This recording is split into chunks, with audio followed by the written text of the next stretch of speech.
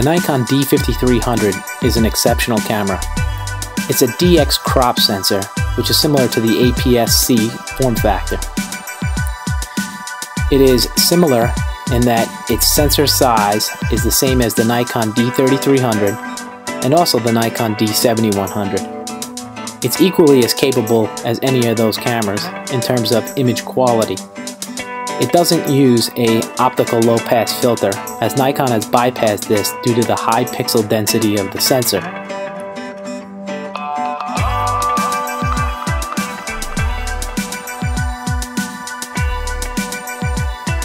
The D5300 differs from the 3300 in that it's heavier and has a swivel-out screen. I prefer the D3300 due to its lightweight and portability.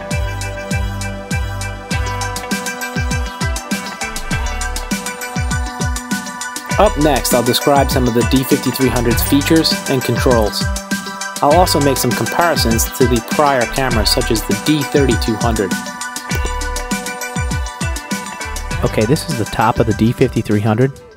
Here you'll see the shutter button, the on-off switch, the record button, the info button, the plus or minus exposure control button, or you hold down this button in manual mode to control the aperture. This is the mode dial. This is the live view slide switch. When you pull this forward, you enter live view mode. Live view allows you to see what the sensor is seeing through the lens. Here is the stereo microphone. This is an enhancement over the D3200. This is your hot shoe flash. In front here is your autofocus illuminator light. Okay, this is a side view of the D5300.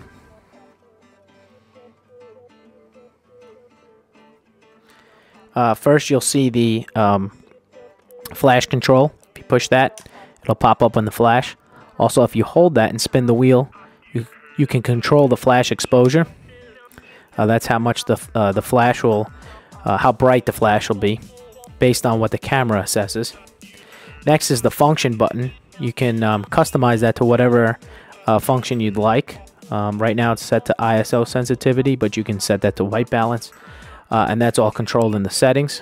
And then at the bottom is the shooting mode or release mode, and you can set that to continuous shooting or single shooting or timer or remote.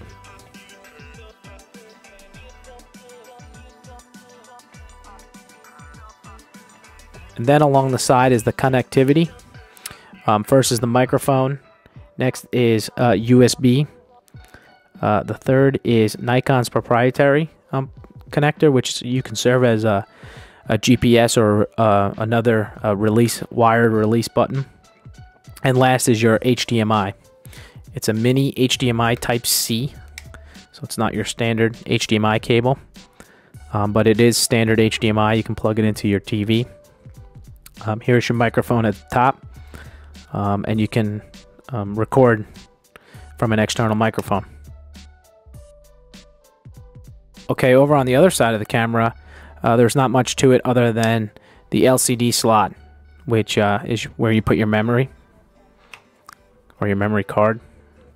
You push it in and it ejects out, or you just slide it in.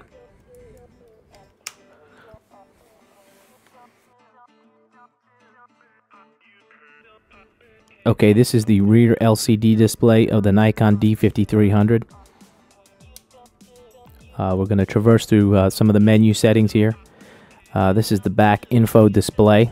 When you're shooting, you'll notice it displays the settings. Here is your ISO sensitivity, basically the light sensitivity of the sensor, set to ISO 100. Your aperture is set to f5.6, and your shutter speed is 1/5 of a second here. You can increase your shutter speed or decrease it by moving the rear command dial. We're also in manual mode. You can set the mode at the top of the display. Here is your autofocus area mode. Currently it's set to auto. Let the camera decide which autofocus point to select. Here is your continuous shooting. Currently we set to a single shot per shutter click. This is your metering display. Currently you're underexposed in the negative side. And this is your shot count. So this is the remaining photos based on your compression or your image quality settings that are left on this card. Currently there are 35 left on this card. Okay, so now we will traverse the settings menu at the bottom. You can easily enter this settings menu while shooting if you just tap the info button twice. It'll let you enter this menu, and from here you can select a variety of options. It's pretty standard for most Nikon cameras. Here's the quality. You can select different JPEG qualities. This is the compression level of the JPEG. Fine, normal, or basic. Basic has the least compression. Notice it also shows the file size and the images remaining based on those settings. You can also choose RAW, which allows you to post-process the images after on a computer using either Nikon software, Adobe Lightroom, or Aperture. There's also a number of RAW processing software available. Here is the image size. This only applies to JPEG. You can select the small size, which will choose less megapixels. We'll leave it at large. This is your picture control.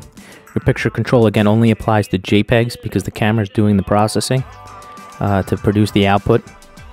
You can select neutral, vivid, monochrome, which is black and white, and there's a variety of settings that you can choose, or you can make your own. This just allows you to get to these settings quickly while shooting.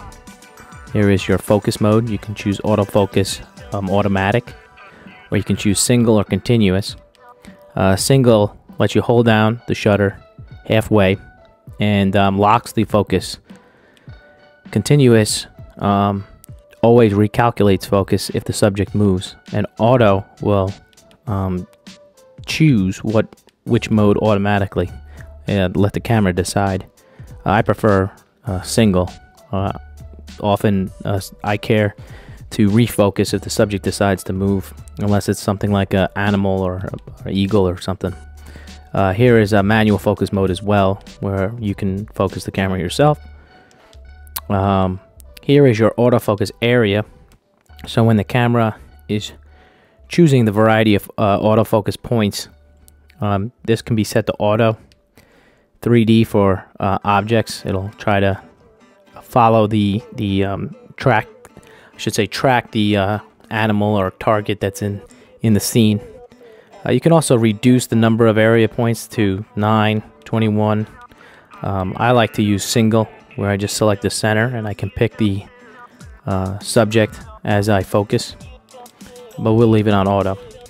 This is bracketing.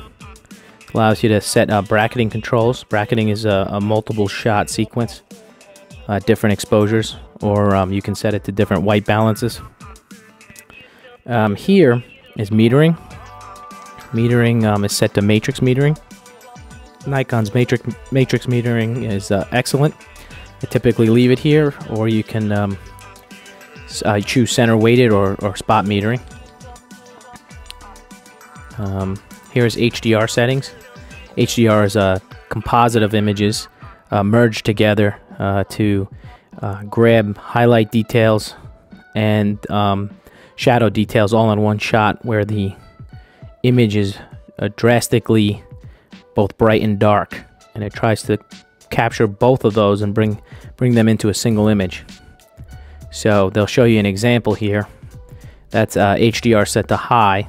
When it's off, the shadow detail and the highlight detail kind of go away. You also have normal and low. I don't usually use HDR on the camera, but feel free. You can also do HDR in post-processing as well. There's plenty of software available to do that.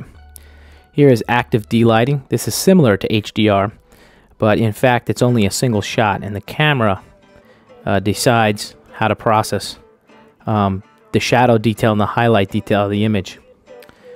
You'll see if it's off, shadows are dark and highlights are bright, but with extra high, it tries to bring in those highlights and bring up those shadows and bring all the detail out in the photo. Sometimes it can look unnatural, so I typically leave it off, or just leave it set to auto, because Nikon will decide the level of dynamic range in the shot if you leave it to auto. Now that only applies to JPEG processing. This doesn't apply to RAW. RAW is strictly for post-processing yourself after the fact. Again, white balance is the lighting in the room. So if you're shooting an incandescent scene, fluorescent, shadows, Nikon has a good white balance detection system. So leaving it as auto most of the time works great. You can also calibrate the white balance using a preset, and you can choose to do that as well. But if you shoot RAW, you'll have to decide the white balance after the fact, because you can control that in post-processing, and typically I prefer that method. Here is your flash compensation. So this basically says how bright to fire the flash.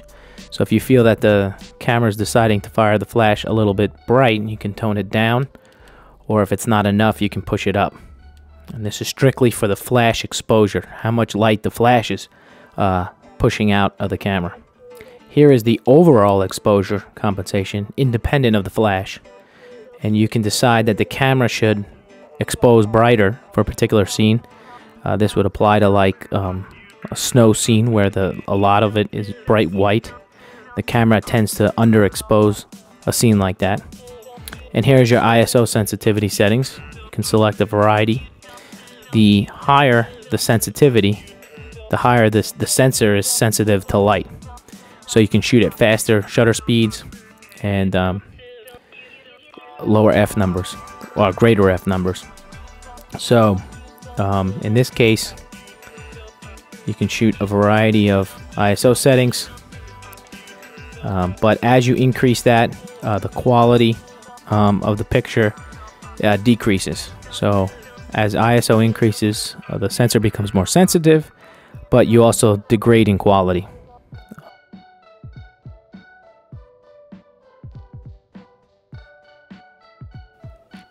Okay, now we're going to go through the menu system of the D5300. First, there's icons on the left for each menu that Nikon provides. They provide numerous menus. First is the playback menu, next is the shooting menu, then the custom settings menu, the setup menu, retouch menu, and then recent settings. So we'll begin actually with the setup menu. This provides the core menu for the camera, because it's the most fundamental settings that you can set up. So here is a format memory card. You can clear out and erase all the contents on your memory card. Control the monitor brightness. This is your back LCD brightness screen. This is the info display. This you can customize this with different colors, different settings. This is for PSA and M modes. You can distinguish if you're in these modes, you'd like to view a more classic info screen.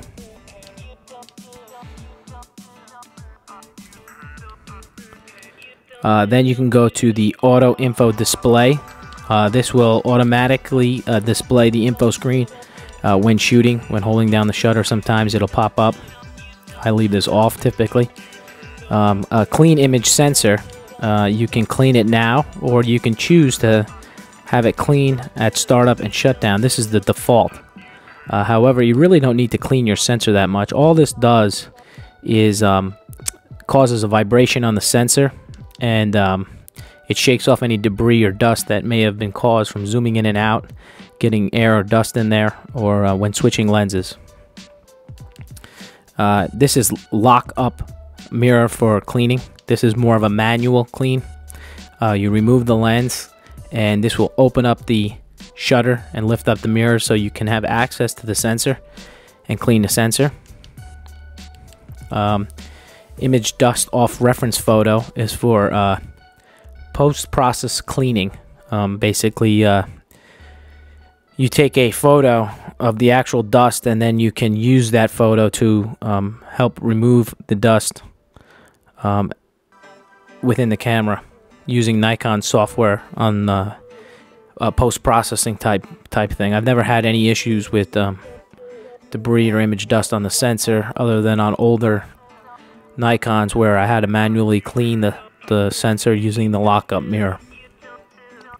This is flicker reduction. This is for video. If you're in the United States, I would choose 60 Hertz or 50 Hertz.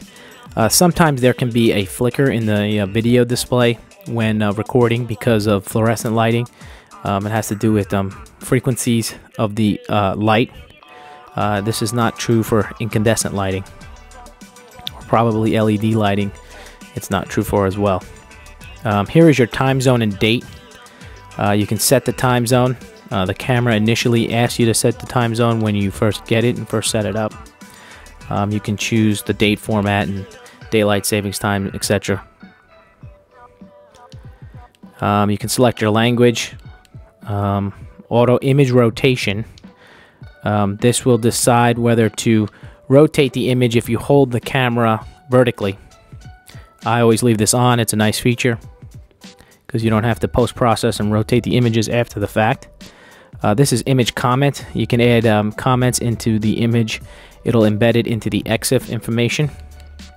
Location data. This is new to the D5300. You can record location data. It has built-in GPS. However, indoors I never have any luck acquiring a signal. If this is flashing, that means you are not getting location data. If it's on constant, then you have locked either altitude or longitude or latitude. If you have 3 bars, you get altitude. If you only have 2 bars, you only get longitude or latitude. The location data I haven't had much success with. It seems a bit gimmicky, believe it or not. I have also not tried much with the external units on previous cameras like the 3200, but overall, getting location data, Nikon used to provide, still does provide, something that you can add to the flash, the shoe mount, and it seems to acquire the GPS data a little bit better. But overall, if location data is important, this camera has it built in. I find my iPhone able to get location data much easier. This is your video mode. If you're in the United States, typically NTSC is your standard video mode. You can choose PAL if you're in European. This will also set your frame rates differently when you're in your movie settings. HDMI, you can set your output resolution to HDMI. You can choose a variety of high definitions or standard definitions. Here's your remote control. You can choose to use a remote shutter release to take photos or record movies. This is somewhat new to the 5300, but it has been around in some other cameras before. It is a nice feature to be able to use the little remote control to record video. Wi-Fi is also new to the D5300. However, I'm going to go into more detail on its implementation later on. It's not what I had expected. You can't simply connect to your home Wi-Fi and share data and post pictures on Facebook. Nikon is a little bit behind the times when it comes to sharing your photos. I would not buy this camera strictly for the Wi-Fi built-in capability. Conformity marking is just some, I guess, qualification or certification that Nikon gets. The firmware version is important. There's 2 types of firmware. There's a C and an L. I forget which one, but one of those records the distortion information on lenses. So as new lenses come out, if you get a new lens, you might want to look to update some of the firmware because it can correct the distortion. Okay, next we'll go into the custom settings menu. This has A, B, C, D, E, F categories within this. We'll start with autofocus. The first setting is A1. A1 is autofocus C priority selection.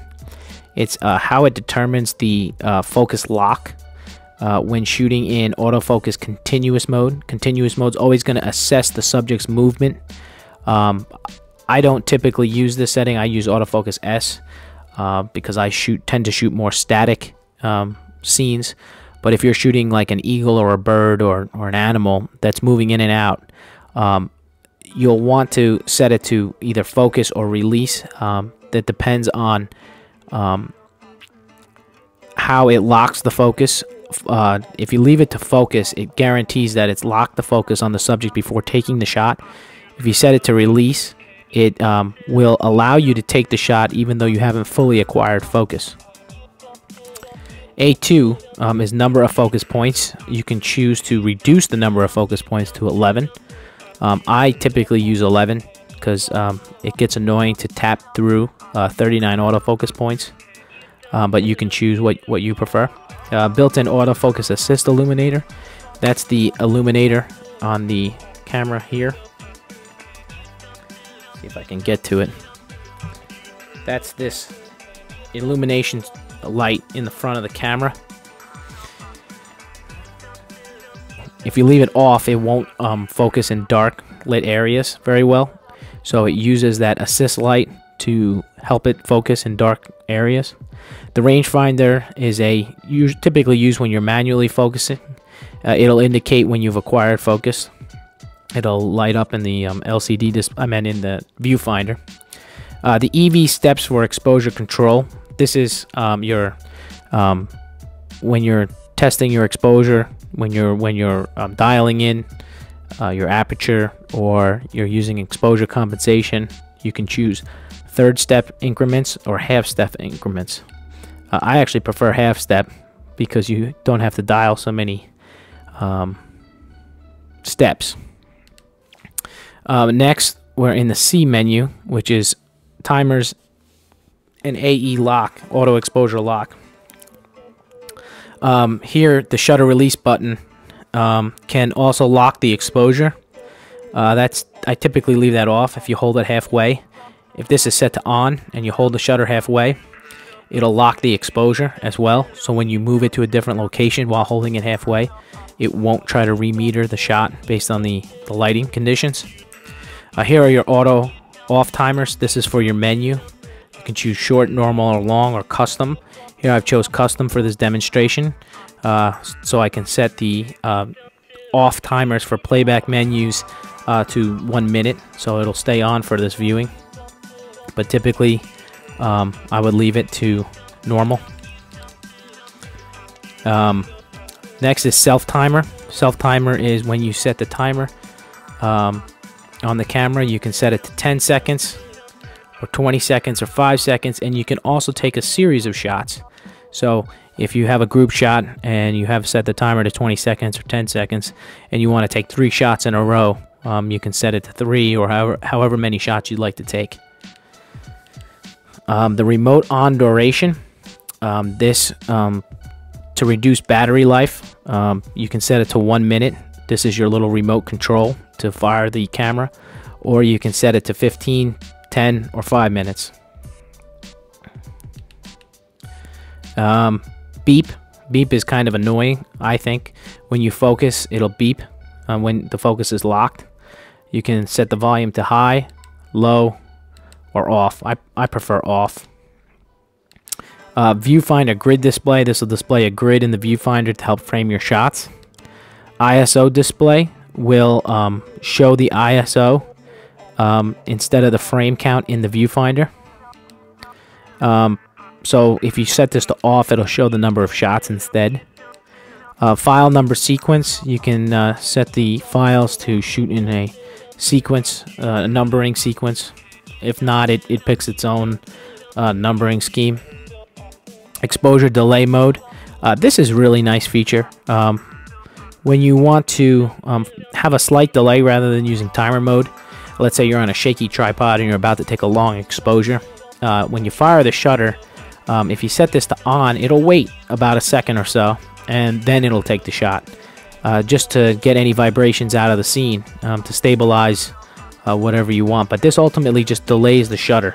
From when you click it, there might be a second delay before the actual shot is taken. You can also print the date on the photo. That's kind of unnecessary with the JPEG and EXIF data. Flash control for built-in flash. Here, this is pretty important. You can either choose TTL or manual. This is not the D5100, where you have more flexibility to choose commander modes and fire remote flashes. So here, you can either choose TTL or manual. TTL stands for through the lens metering for the flash. So what it'll use is the metering from the camera to determine how much exposure the flash needs to fire.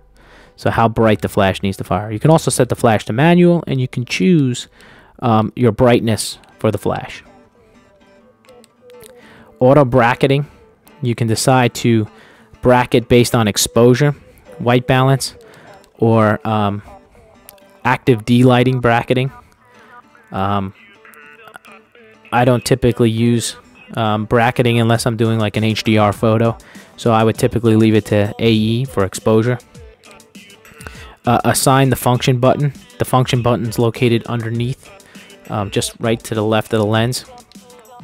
You can set the function button to whatever setting you'd like here. You can set it to bracketing, autofocus area modes, viewfinder, grid display, Wi-Fi. That's new to this new 5300 is the Wi-Fi option. But you typically, I like to use either white balance if I'm shooting JPEGs, or just ISO sensitivity works as a good option for my typical shooting. Assign AEL or AFL button. That's this button over here. You can set it to lock both focus and exposure, or just lock the exposure. Hold. So if you click it, it'll hold the exposure. You don't have to hold the button down itself. An autofocus lock only, or autofocus on. Now, autofocus on is a nice feature if you want to click it and lock the focus for that distance, and then you can just fire whenever you want without having to worry about acquiring focus. However, if you set this to on, it will shut the autofocus off on the shutter when holding it halfway. So I typically don't.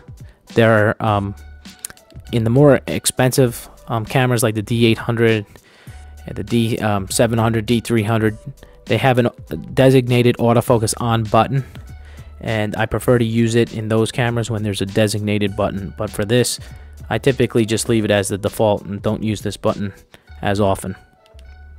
Reverse dial control. This will change your dial so it's in the other direction. You can looks like you can choose both, or just one for exposure, one for shutter speed and aperture. Slot empty release lock. Now this will lock if you don't have a memory card. It won't let you take a photo. If you choose OK, it'll indicate you're in a demo mode, and you can take photos, but they won't be saved to any memory card, obviously. So lock is a good thing because you know that, hey, there's no memory card, I'm not taking photos. And reverse indicators will show the exposure in reverse direction. So instead of being the left side being the negative side and the right side being the positive, you can choose to show it the opposite way. And the only reason why this is the case is because the older Nikon cameras used to do that. So they want to make it backwards compatible for those users. Okay, so that's the entire customs menu. Next we'll go to the shooting menu. First, you can reset the shooting menu. You can choose your storage folder, your image quality. Here you can choose RAW plus JPEGs. You can just strictly shoot RAW, or you can choose the JPEG compression level. I'll choose RAW here. When choosing RAW, you can't select an image size because you're capturing the raw sensor data. However, when shooting RAW, you can select your bit depth. Your bit depth is the essentially your granularity of each pixel. So if you choose 14 bits, you're getting more detail, more in-between settings, or more in-between information, I should say, collected by the sensor. However, 12-bit is more than sufficient. 14-bit is above and beyond and will increase your file size, sometimes unnecessarily. White balance, you can set your white balance. Much of this is also found in the info button. if you press the I button while shooting and press it twice as we discussed earlier, a lot of these settings can be found here. White balance was right here, set to auto. So if you set this to incandescent, when you go back to the menu, you'll notice that it's set to a light bulb for incandescent. You can set it to auto, and you have more expanded capability in the menu because you can also adjust this to say, hey, shoot a little bit more to the blue side, or a little bit more to the amber side, or to the magenta, or to the green. I typically just leave it in the center because Nikon does an excellent job. You can also set the picture control here. Standard, neutral, vivid, monochrome. Remember that this only applies to JPEG processing or video. This also applies to video, so it's important to get this right when shooting a video as well. It won't impact RAW. You can also manage the picture controls, save, edit, load. I have a custom one in here that I downloaded from the web. It was designed for the D800, but it gives a nice tone curve for the for taking video. Next, you have the auto distortion control. This is dictated by the firmware. This will correct lens distortion computationally when processing a JPEG. You can choose your color space. I always leave it on sRGB, but Adobe RGB gives you a little bit more color, but it's not a standard and can cause some hiccups if you don't know what you're doing by just sticking things on the web or sending an image to a friend, because if they're not viewing it in the same color space, then they'll see a different image with slightly different tone curves and things like that. So I leave it in sRGB. It's the internet standard. It doesn't have as much color as information as other standards, but because it's such a big standard, you kind of stick with it. Active delighting, we can set this to auto or low or high. HDR, if you're in JPEG mode, you can set this. If you're in RAW, you can't.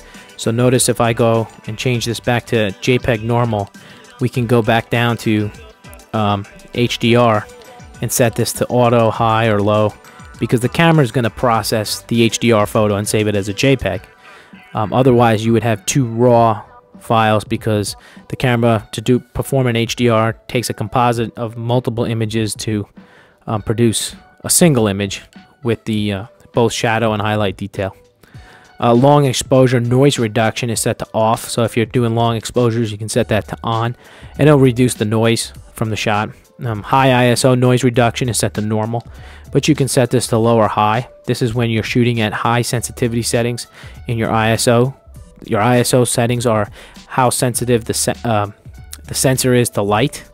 So at higher sensitivity settings or higher ISO settings, you'll see more grain or more noise in the shot. And if you perform noise reduction, it'll eliminate that grain. However, it also soften the image. So be careful on how much noise reduction you end up using. I just leave it at normal. Here you can set the ISO sensitivity settings from 100 all the way up to 12,800, and you can go all the way up to 25,600 when you set it to high 1. You can also set auto ISO sensitivity control. And the best thing is you can also set the shutter now to auto. This kind of came out around the D5300 time in April 2012. You can set your maximum sensitivity to not to exceed 12,800, or you can choose 3,200. But ultimately, the camera will determine the ISO when you put ISO sensitivity control on. Now that's true for the auto. When you set to auto mode, it will use auto ISO settings. Release mode. Release mode is single frame. You can do continuous, so it goes pop, pop, pop, pop, pop. Or you can do continuous high or continuous low. You can use quiet shutter mode, self-timer, delayed remote, or quick response remote. So when you fire the remote, it'll fire the shutter. Here's your self-timer. You can set that to the number of seconds based on the timer menu in the custom settings menu. So it's a different menu to set the number of seconds. but I typically use just single frame unless you need multiple shots. Multiple exposure, you can shoot 2 exposures in one shot, or even more. You can shoot 3, whatever you prefer. Typically, I don't use that setting. Interval timing shooting. This will take a series of shots, and you can do this for like time-lapse videos and fun things like that. So, I won't go through that. It's actually not a fun menu to go through, but movie settings. This camera can shoot at 1080 at 60 frames a second. So that's fantastic because the D5300 or other models only shoot at 30 frames a second. So get a little bit more frame rate. Hollywood typically shoots at 24. So you don't necessarily need the frame rate, but it is nice to have for like slow motion effects or things like that. And of course you can shoot at standard definition or 720 as well. You can set your movie quality to high. I usually do. Or just normal. You can set your microphone to auto, or you can set your microphone to a manual setting. This is your volume of. You can also turn off a wind reduction, so that'll look for wind noises and try to eliminate wind noises in the video. And then lastly, and the most important, is manual movie settings. Here you can set this to on, and when you set that to on, you can use manual mode when shooting video. This is good because the exposure won't change on you while shooting the video. Typical consumer level videos adjust exposure when shooting a video. However, it looks pretty awkward when the exposure starts changing on you. So ideally you want to have the correct lighting conditions set up beforehand and use manual movie settings so that you can shoot the video in manual and get a baseline of the quality that you're looking for and the lighting and everything like that, and not have the camera adjust while you're taking the video, because that will look pretty strange in video settings. So this is a nice feature. This wasn't present on the 5100. So it's nice to see that we have this manual movie settings where you can set the aperture, set the shutter speed, and set the ISO while shooting a video. Okay, so that's for the shooting menu. The playback menu is pretty basic. This is where like the images will be stored, your display options, image review after you take the shot. If you want to see the image appear on the LCD screen, you can turn that on or off. Rotate tall will rotate a vertical image vertically on the display. I like to leave that off actually and just rotate it myself. Rotate the camera. This is not rotating the image, it's just rotating the image for display during playback.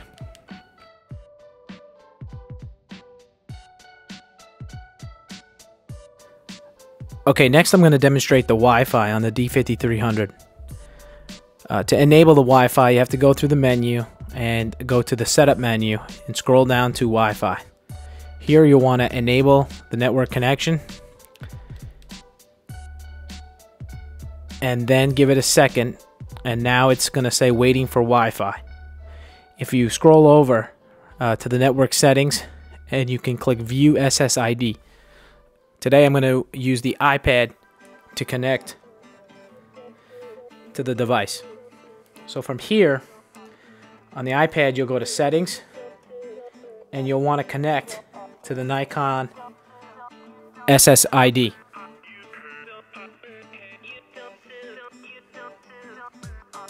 Okay, once you receive the check, you'll have to download this Nikon app called Wireless Mobility Utility. And from here, it'll allow you to take photos or view photos. Here we're going to take photos.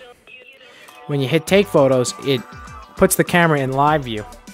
And I have this background here, this little test background, to demonstrate how to take photos.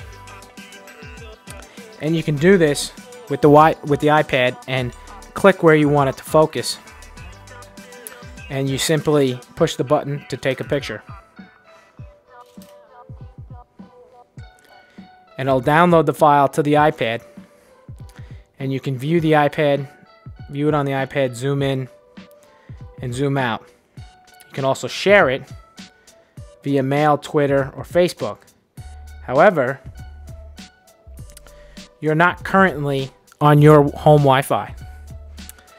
You've basically, you have to get back on your home Wi-Fi's network in order to share your photos via mail. So it's annoying that the camera doesn't connect to your home Wi-Fi, and instead the iPad or the device has to connect to the camera, download the photos, and then you have to re-switch to your home network's Wi-Fi to share the photos.